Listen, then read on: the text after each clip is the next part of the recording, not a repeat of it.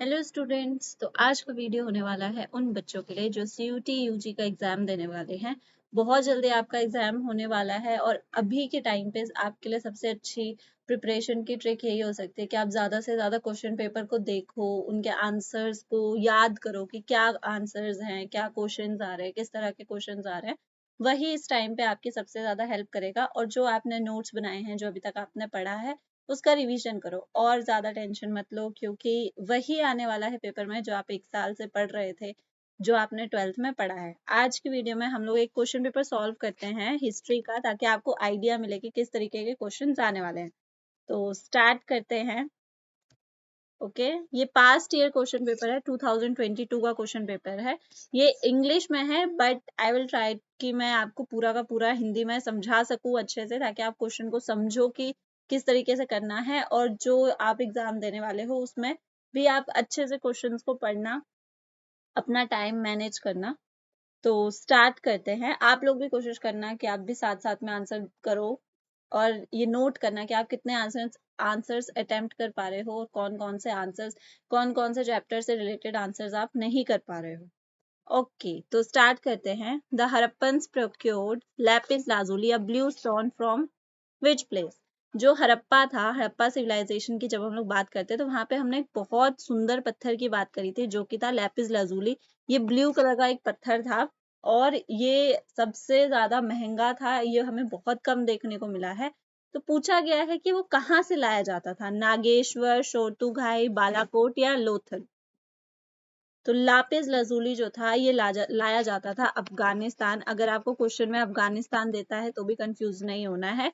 शोर तो घाई आज के समय में अफगानिस्तान है, इस वजह से इसका आंसर होने वाला है बी। ठीक है, यहाँ पे टिक करना है, हम लोग यहाँ पे टिक करेंगे। बी है इसका आंसर, क्योंकि बी का ऑप्शन क्या है, 2। Next question. Identify the first director general of archaeological survey of India. Very very easy और वेरी वेरी इंपॉर्टेंट क्वेश्चन। जब हमने क्लास करा है, वन शॉट करा है, उस टाइम पे मैंने आपको बहुत बार बोला था कि ये बहुत इंपॉर्टेंट क्वेश्चन है, बहुत इंपॉर्टेंट क्वेश्चन है। ठीक है, तो बताओ कौन था first director general of ASI। REM wheeler, Alexander Cunningham, John Marshall या दयाराम साहनी। बताइए। दयाराम साहनी वो इंसान है जिन्होंने हड़प्पा सभ्यता की खोज करी थी। ये found Harappa civilisation.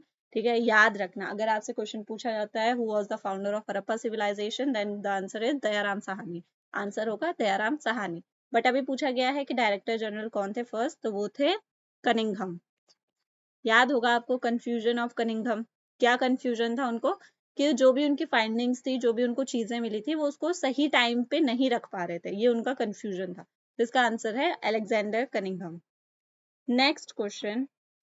Point the evidence not considered as a proof of agricultural technology of Harappan culture.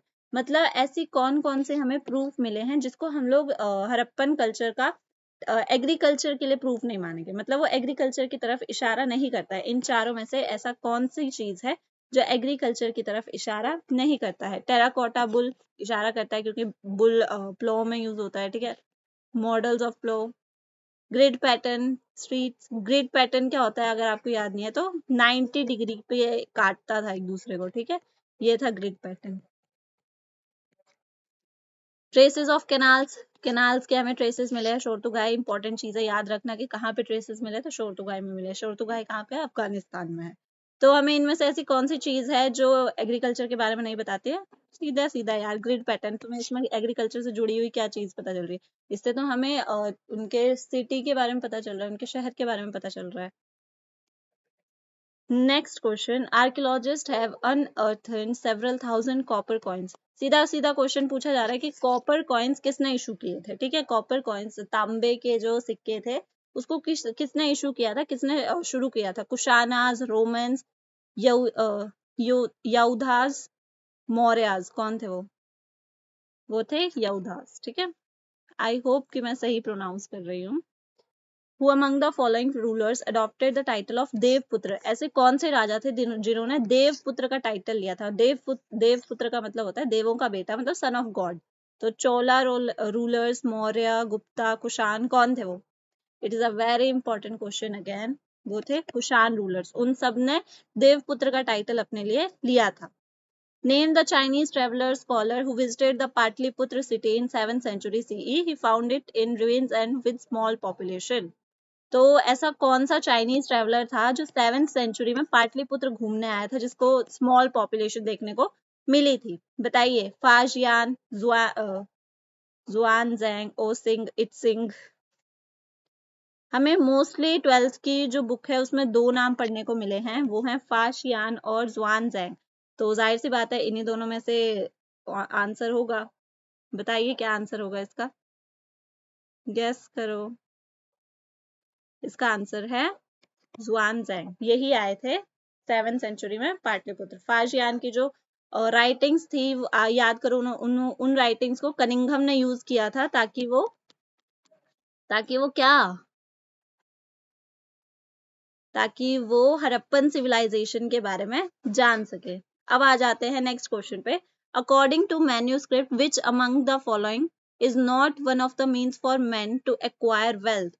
इनमें से कौन सी ऐसी चीज है जिससे, अकॉर्डिंग टू मनुस्मृति मतलब मैन्यूस्क्रिप्ट के अकॉर्डिंग, ऐसी कौन सी चीज है जिससे आदमी जो था वो वेल्थ एक्वायर नहीं कर सकता था, मतलब वेल्थ को नहीं ले सकता था? इनमें से वो कौन सा है? कनक्वेस्ट मतलब हासिल करना, इन्वेस्टमेंट मतलब किसी चीज में इन्वेस्ट करना और आगे चल के वो चीज बढ़ी जाएगी, स्टीलिंग चोरी करना, इनहेरिटेंस मतलब पुरखों से चली आ रही है, दादा ने पापा को दी, पापा ने बेटे को दी, वो वाली चीज। तो इनमें से एक था, व्हाट वाज इट? स्टीलिंग। यार चोरी करना गलत बात है, अभी भी सिखाई जाती है, चोरी करना गलत बात। इसका आंसर होगा third. Next, according to Manusmriti endogamy refers to which marriage? Endogamy क्या होती है? मैंने आपको दो वर्ड्स बताए थे, endo and exo.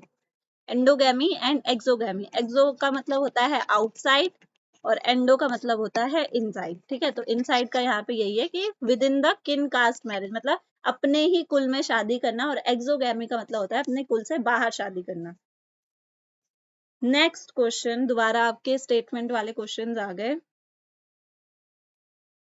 The strategies adopted by Brahmins to enforce the norm of right occupation। जो ब्राह्मण्स थे, हमने पढ़ा था कि ब्राह्मण्स जो थे वो जबरदस्ती और राइट ऑक्यूपेशन का जो नॉर्म था वो लोगों के ऊपर थोपा करते थे। तो उस चीज के लिए वो क्या हथकंडे अपनाते थे? पहला चीज कि वो ये कहते थे कि वर्ण जो है वो डिवाइन ओरिजिन है, मतलब भगवान ने बना के भेजे हैं तो सबको इसको मानना पड़ेगा। दूसरा, वो राजाओं को कहते थे कि इन चीजों को फॉलो करवाओ। तीसरा, वो कहते थे कि जिसके ज्यादा नंबर आएंगे उसको उसके अकॉर्डिंग ऑक्यूपेशन मिलेगा। चौथा, वो कहते थे कि लोग जो है वो अपनी मर्जी से अपना ऑक्यूपेशन चुन सकते हैं। इनमें से कौन सा सही है आपको ये बताना है, करेक्ट बताना है। ये आपके ऑप्शंस है, कौन सा सही है? वो दो ही चीजें करते थे, एक कि वर्ण भगवान ने बनाया है ये कहते थे, और दूसरा राजाओं को कहते थे कि फॉलो करो। तो ये है ए एंड बी। सो आपका आंसर है D, A and B. Next question, who among the following visited Amravati and collected several sculpture panels took them to Madras? Amravati घूमने कौन आया था और कौन था वो इंसान जिसने उसके स्कल्पचर्स को मद्रास ले गया था? Who was it? मुझे पता है बहुत सारे लोगों को जॉन मार्शल लग रहा होगा, बट वो थे वॉल्टर। ओके, इसका आंसर होगा सी, वॉल्टर। नाम याद कर लो, वही मद्रास ले गए थे उन सारी चीजों को। वेरी इंपॉर्टेंट क्वेश्चन, हमने पढ़ा था जब हम लोग जैनिज्म के बारे में और बुद्धिज्म के बारे में पढ़ रहे थे, तो हमने बुद्धिज्म में जो स्तूप होते हैं उसमें अलग अलग तरह के सिंबल्स थे, तो उसके बारे में हमने पढ़ा था कि कौन सा सिंबल क्या दिखाता है। जैसे एम्प्टी सीट है, एम्प्टी सीट क्या दिखाता है? एम्प्टी सीट दिखाता है मेडिटेशन ऑफ बुद्धा। ठीक है, तो आंसर तो हमें मिल गया है बट फिर भी हम लोग देख लेते हैं। एम्प्टी सीट हमें दिखाता है कि मेडिटेशन ऑफ बुद्धा है। ठीक है, व्हील हमें क्या दिखाता है? व्हील हमें दिखाता है फर्स्ट सर्मन ऑफ बुद्धा, जहां पे उन्होंने पहली बार मतलब अपना भाषण दिया था, अपनी मतलब शिक्षा दी थी। सलभंजिका, ये ऑस्पिशियस सिंबल है, ये एक औरत का सिंबल है। ठीक है, जो पेड़ से लटकी हुई है या पेड़ के आसपास बंधी हुई है, उनका सिंबल है। ठीक है, एलिफेंट्स आज के समय में भी यूज किए जाते हैं, they show strength and wisdom. इसका आंसर है D. Next one is Sanchi stupa complex has survived due to. हमने पढ़ा है कि अमरावती स्तूप जो था वो बर्बाद हो गया था, बट सांची स्तूप बच गया था, तो उसके लिए क्या क्या रीजंस है? इस तरीके के आपको बड़े आंसर्स देखने को मिल जाएंगे जो हमने बड़े नंबर में मतलब 4 to 8 मार्क्स में जो पढ़े थे, वो इस तरीके से आपको स्टेटमेंट के फॉर्म में मिल जाएंगे। तो क्या क्या चीजें हुई थी? डिसीजन ऑफ शाहजहां बेगम और सुल्तान जहां बेगम ने उसको बचाने की कोशिश की थी। रेलवे कॉन्ट्रैक्टर और बिल्डर्स के हाथों से वो बच गया था, या उसको जो लोग म्यूजियम लेके जाना चाहते थे यूरोप के, उनसे उसको बचाया गया था। ब्रिटिश गवर्नमेंट ने बहुत ज्यादा रोल प्ले किया था उसको बचाने के लिए, और उसको घरों की बिल्डिंग में लगाने के लिए अलग अलग तरह के स्टेप्स ले गए थे। तो क्या था? 3 ही चीजें हुई थी इस चीज के लिए। बताओ वो 3 चीजें क्या थी? पहली चीज ये थी कि हाँ, शाहजहां बेगम और सुल्तान जहां बेगम ने बहुत बड़ा रोल प्ले किया था उनको बचाने के लिए। रेलवे कॉन्ट्रैक्टर्स और बिल्डर्स की नजर से भी ये बच गए थे, और जो इनको यूरोप लेके जाना चाहते थे उनसे भी इनको बचाया गया था। ABC only. ब्रिटिश गवर्नमेंट तो बल्कि उनको लेके जाना चाहती थी और अपने घरों में लगाना चाहती थी, इस वजह से ये आंसर हो जाएगा गलत, ये पॉइंट हो जाएगा गलत। ठीक है, next question, who among the following has written in detail about the unique communication और पोस्टल सिस्टम? वो कौन थे जिन्होंने दिल्ली सल्तनत का जो यूनिक पोस्टल सिस्टम था, जो उलुक और उरुक की बात करते हैं, उसके बारे में किसने बताया था? उलुक है उसका नाम, ठीक है, जिसमें बताया गया था कि बहुत शॉर्ट टाइम में सिंध से दिल्ली का रास्ता कवर कर लिया जाता था। जहां दिल्ली आने में 50 दिन लगते थे, वहीं इस कम्युनिकेशन पोस्टल सिस्टम से सिर्फ 5 दिन में दिल्ली आ जाया जाता था। इसके बारे में बताया है इब्न बतूता ने। ठीक है, इसलिए कहते हैं ध्यान से पढ़ा करो। जिन्होंने 12th में ध्यान से पढ़ा है उनके लिए ये तो हलवा है, बहुत ईजी है उनके लिए। ठीक है, अब ये कुछ टाइटल्स हैं जो कुछ सूफी और शेख ने अपनाए थे। ये टाइटल्स याद कर लेना अगर आपको याद ना हो तो। सुल्तान उल मशेक, ये नाम अपनाया था निजामुद्दीन औलिया ने। गरीब नवाज, ये ख्वाजा मुआइनुद्दीन। गंजी शकर, ये शेख फरीदुद्दीन। ओके, चिरागे दिल्ली, ये अपनाया था शेख नसरुद्दीन। आपका आंसर है ए। ओके, इसको कहीं पे नोट करके रिवीजन कर लो, इसको याद कर लो। ठीक है, अंडाल अवमेन अलवार सो हरसफ एज बिलव्ड ऑफ, किसकी पूजा करती थी? अंडाल, जो एक अलवार वुमेन थी। हमने पढ़ा है अलवार और नयनार के बारे में। मैंने उस टाइम पे एक ट्रिक बताई थी कैसे याद रखना है कौन किसका डिवोटी होता है। नयनार, नयन, किसके 3 नयन है? शिव के। और दूसरे कौन थे? दूसरे बचे विष्णु। ठीक है, तो इसका आंसर क्या होगा बताओ? अच्छा, यहाँ पे कंफ्यूज करने के लिए ना 2 आंसर्स दिए गए हैं। एक दिया गया है विष्णु और एक दिया गया है कृष्ण। बहुत सारे बच्चे तो यहीं पे कंफ्यूज हो जाएंगे कि कृष्ण होगा या विष्णु। तो मैं आपको क्लियर कर दूं कि इसका आंसर सिर्फ और सिर्फ विष्णु होगा, कृष्ण नहीं होगा। ठीक है, विष्णु की भक्त थी वो, कृष्ण की भक्त नहीं थी। कृष्ण अभी बहुत रिसेंट है। ठीक है, तो इसका आंसर है विष्णु। अब आ जाते हैं नेक्स्ट क्वेश्चन पे। Again match the following. I know आपको पसंद नहीं है मैच द फॉलोइंग, बट सबसे ज्यादा यही आता है।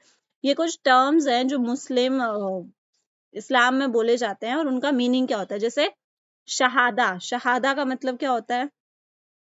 शहादा का मतलब होता है दैट अल्लाह एक अल्टीमेट गॉड है, मतलब सिर्फ एक वही भगवान है और प्रॉफिट मोहम्मद उनके मैसेंजर है। फिर आता है सलात। सलात का क्या मतलब होता है? जो 5 टाइम नमाज पढ़ी जाती है वो होता है सलात। ओके, स्वयं, स्वयं का क्या मतलब होता है? रमजान के समय में फास्टिंग को स्वयं बोला जाता है। एंड जक़ात का मतलब होता है जो दान दिया जाता है उसको कहते हैं जक़ात। इसका होगा ए। अब ये कुछ ट्रेवलर्स हैं और पूछा गया है कि ये कौन सी कंट्री से बिलोंग करते थे। ठीक है, तो डोमिंगो पायस, बहुत बहुत बहुत इम्पोर्टेंट नाम, और ये थे पोर्तुगाल से। ठीक है, पोर्तुगीज थे ये। फिर आता है अब्दुल रजाक, ये कहाँ के थे? अब्दुल रजाक थे पर्शिया के। निकितीन, ये थे रशिया के, नाम से पता चल रहा है। और अब तो एक ही पता है, निकोलो दी कॉन्टी, ये भी नाम से पता चल रहा है, इटली। ये बना डी। ठीक है, इसका आंसर होगा डी। नेक्स्ट क्वेश्चन, विजयनगर में हमने जो डायनेस्टीज के बारे में पढ़ा था उनको असेंडिंग ऑर्डर में लगाना है, मतलब सबसे पहले कौन आई फिर उसके बाद कौन आई। ठीक है, तो सबसे पहले आई थी संगम डायनेस्टी, जिसमें हरिहर और बुक्का ने इसको स्टैब्लिश किया था। नाम याद रखना, हरिहर और बुक्का। ठीक है, उसके बाद आई थी सलुआ, उसके बाद तुलुआ, एंड फिर अरावदू। DBCA, ये रहा DBCA, option third. Next question, Abdul Razzaq was greatly impressed by unique, आ गया विजयनगर। अब्दुल रजाक ने विजयनगर की फोर्टिफिकेशन के बारे में बताया, तो उसके फीचर्स बताने हैं। विजयनगर के फीचर्स बताने हैं। विजयनगर 8 लाइन्स में फोर्टिफाई किया गया था। नहीं भाई, 7 लाइन्स थी। No motor was used in correction, सही। कंस्ट्रक्शन, जी हाँ, बिल्कुल भी मोटर को यूज नहीं किया गया था बनाने के लिए। वेज शेप्ड के थे पत्थर, बिल्कुल सही। पिरामिड्स नहीं बनाए गए थे। फोर्टिफिकेशन, एग्रीकल्चरल ट्रैक्ट, खेतों को भी फोर्टिफाई किया गया था, खेतों को भी किलेबंदी के अंदर बांधा गया था। ओनली बी एंड सी। इतना इजी है, अगर ढंग से पढ़ा होगा तो बहुत आराम से कर लोगे और बहुत जल्दी कर लोगे, ठीक है। Most peasants during Mughal rule पे कितनी बार फसलें उगाई जाती थी पूरे साल में? कम से कम पूछा गया, मिनिमम तो 2 बार, मैक्सिमम तो तुम कितनी बार भी उगा लो यार, तुम्हारे खेतों पर निर्भर करता है। Arrange the following capital cities of Mughal, Mughal के टाइम पे कैपिटल सिटीज को अरेंज करना है, ओके। सबसे पहले थी आगरा, फिर फतेहपुर सिकरी, लाहौर, शाहजहानाबाद। CADB ये रहा। अब books and the writers, some important name. Akbarnama हमने इतनी बार पढ़ी है, इतनी बार पढ़ी है, अगर आप इसी को ढूंढ लोगे तो आपका देखो ए में सब अलग अलग ऑप्शन है, अगर आप इसको ढूंढ लोगे तो आपको सारा का सारा मिल जाएगा। अकबरनामा किसने लिखी है? अकबरनामा लिखी है अबुल फजल ने। हुमायूं नामा, गुलबदन बेगम। बादशाह नामा, हामिद लाहौरी। आलमगीर नामा, मोहम्मद कासिम। बन गया यार, इसका आंसर है सी, थर्ड। ऐसी कौन सी मुगल क्वींस और प्रिंसेसेस थी जो फाइनेंशियल रिसोर्सेज को कंट्रोल किया करती थी? ये थोड़ा अलग चीज है, क्योंकि हमने इसके बारे में बहुत कम सुना है कि कोई मुगल क्वींस और प्रिंसेसेस होती थी जो फाइनेंशियल रिसोर्सेज को कंट्रोल किया करती थी। तो वो कौन कौन सी थी? नूरजहां, जहानारा, रोशनारा, नदीरा, रजिया। नूरजहां, जहानारा, रोशनारा, ठीक है। तो इसका है ABC, ये तीनों ही फाइनेंशियल रिसोर्सेज को कंट्रोल किया करती थी। नेक्स्ट क्वेश्चन, चांदनी चौक का बाजार किसने डिजाइन करवाया था? Very very important question. Chandni Chowk के बाजार की बात हो रही है, ठीक है। और अगर पूछा जाए शाहजहानाबाद किसने बसाया था, तो इसका आंसर आप लोग मुझे कमेंट में बताओगे। ये मैंने आपसे पूछा है कि शाहजहानाबाद किसने बसाया था, तो चांदनी चौक को बसाया था जहानारा ने। बाजार की बात हो रही है, ओके। अकबरनामा को इंग्लिश में किसने ट्रांसलेट किया है? Henry beverage. इंग्लिश में अकबरनामा को ट्रांसलेट किया है हेनरी बेवरेज ने, ठीक है। लखनऊ को किसने रिप्रेजेंट किया था नवाब वाजिद अली शाह की डेथ के बाद? नवाब वाजिद अली शाह अवध के राजा थे, ठीक है, हाँ, अवध के राजा थे। एंड जब उनको मतलब अंग्रेजों ने कैद कर लिया था, फिर उसके कुछ टाइम बाद उनकी मौत हो गई थी, तो उसके बाद जो लखनऊ था उसका ध्यान किसने रखा था? लखनऊ का देखरेख किसने करा था? ऑफ कोर्स उनके बेटे ने किया होगा, तो कौन थे उनके बेटे? ब्रिजेश कादर, ठीक है, ऑप्शन सी। अंग्रेज बहादुर एन मुल्क ले लीनो, अंग्रेज बहादुर एन मुल्क ले लीनो, ये एक फोक सॉन्ग है जिसमें कंट्री, अपने एक मुल्क की बात की जा रही है, ठीक है। इसका मतलब है कि अंग्रेजों ने हमारा मुल्क ले लिया, तो ये किस जगह की बात हो रही है? ये बात हो रही है अवध की, ठीक है। फ्रेंकोइस सिस्टम, ये एक बहुत इम्पॉर्टेंट नाम है, क्योंकि इन्होंने एक बहुत ज्यादा इम्पोर्टेंट रोल प्ले किया है इनके एक्सपीरियंस ने। वो रोल किस चीज में प्ले किया है? जब रिवोल्ट हो रहा था उस चीज में ये मैसेज और कम्युनिकेशन का एक जरिया थे, ठीक है, उस चीज को इधर से उधर करते थे, तो उस चीज में इनका बहुत इंपॉर्टेंट रोल प्ले किया है, ठीक है। नेक्स्ट क्वेश्चन, वो कौन इंसान थे जिसने इस चीज का अंदाजा लगाया था कि 3/4 आदमी जो है पॉपुलेशन के, वो 1857 के रिवोल्ट में लगे हुए हैं, मतलब आधे से ज्यादा लोग 1857 के रिवोल्ट से जुड़े हुए हैं, विरोध से जुड़े हुए हैं। तो वो कौन महान इंसान थे जिन्होंने इस बात का पता लगाया था? वो थे Forsythe. Next question, very very important question. Relief of Lucknow एक बहुत गंदी पेंटिंग है, मैं तो गंदी ही कहूंगी, क्योंकि उसमें ब्रिटिशर्स को सेवियर दिखाया है और इंडियंस को दिखाया है कि वो कितने गंदे हैं, वो लोग कितना ज्यादा हंगामा करते हैं, ठीक है। मतलब हमारी एक नेगेटिव पिक्चर शो करी है और उसमें ब्रिटिशर्स को एक हीरो दिखाया है। तो किसने पेंट करी है वो? सारे अंग्रेज है, बताओ। जाहिर सी बात है तुम यही अंदाजा लगाते कि अंग्रेज ने ही पेंट करी होगी, बट किसने? तो वो है थॉमस जॉन्स बार्कर, ठीक है। थॉमस जॉन्स बार्कर ने वो पेंट करी है, कौन सी? रिलीफ ऑफ लखनऊ, पेंटिंग का नाम है ये। आपकी 12th क्लास की बुक में जो 1857 रिवॉल्ट वाला चैप्टर है उसमें वो पेंटिंग आपको देखने को मिल जाएगी अलग से, उसके नीचे नाम भी लिखा होगा। कुछ भी आपकी बुक से बाहर नहीं आएगा, तो अपनी बुक अगर आपने अच्छे से पढ़ी है ना, तो आपको यार कोई नहीं हरा सकता, ठीक है, फिर आपका पेपर अच्छा जाना ही जाना है। नेक्स्ट क्वेश्चन, सब्सिडियरी अलायंस से रिलेटेड कौन कौन सी स्टेटमेंट करेक्ट है? It was devised by Lord Dalhousie, गलत, लॉर्ड वेल्सली ने लाया था, ठीक है। For protecting their alive from external and internal threats, हाँ सही बात है, उन्होंने कहा था कि जो ब्रिटिश सरकार है वो रक्षा करेगी उस राजा की, चाहे वो इंटरनल, चाहे वो अंदर से उनको खतरा हो, चाहे उनके राज्य के बाहर से खतरा हो, ये उन्होंने कहा था, ठीक है। क्रिश्चियन मिशनरी होगी? बिल्कुल नहीं। वो किसी भी राजा के साथ संधि नहीं कर पाएंगे ब्रिटिश की परमिशन के बिना, एग्जैक्टली उनको मना था कि वो किसी भी राजा के साथ संधि नहीं कर सकते हैं, और ना वो किसी के साथ वॉर में उलझ सकते थे, ठीक है, वॉर में उलझने के लिए भी उनको परमिशन लगती थी, बट इसमें ये लिखा है कि वो बिना परमिशन के भी वॉर में उलझ सकते थे, बट ऐसा नहीं था, उनको वॉर में उलझने के लिए भी परमिशन चाहिए थी, इस वजह से ये भी गलत हो गया, ठीक है। इस संधि में क्या था, मतलब सब्सिडियरी अलायंस में क्या क्या था? पहली चीज कही गई थी कि जो भी राजा है वो अपनी आर्मी भंग कर देगा, ठीक है, वो अपने पास आर्मी नहीं रखेगा। दूसरी चीज कही गई थी कि वो किसी भी किसी और राजा के साथ ना तो लड़ाई झगड़ा करेगा, ना वॉर कर सकता है। तीसरी चीज कही थी ना वो किसी और राजा के साथ किसी भी तरीके का एग्रीमेंट कर सकता है। एंड फोर्थ चीज कही थी कि जो भी राजा इस तरीके की एग्रीमेंट करेगा उसको ब्रिटिशर्स की आर्मी को अपने अंडर अपने एरिया में रखना होगा। ये सारी की सारी बातें कही गई थी और इसको इम्प्लीमेंट किया था वेल्सली ने 1798 में। तो इसमें खाली दो स्टेटमेंट सही है, बी एंड डी, ये रहा B and D, option C. Next question, arrange the following. चलो थोड़ा सा आपके लिए भी होमवर्क देते हैं। ये ब्रिटिश एम्पायर जो था इंडिया में किस किस स्टेप्स में स्टैब्लिश हुआ था, ठीक है, आपको ये क्रोनोलॉजिकल ऑर्डर, मतलब पूरे ऑर्डर में इसके बाद क्या हुआ, इसके बाद क्या हुआ, इसके बाद क्या हुआ, ऐसे उसको अरेंज करना है। आप मुझे कमेंट में इसका आंसर लिख के बताएंगे।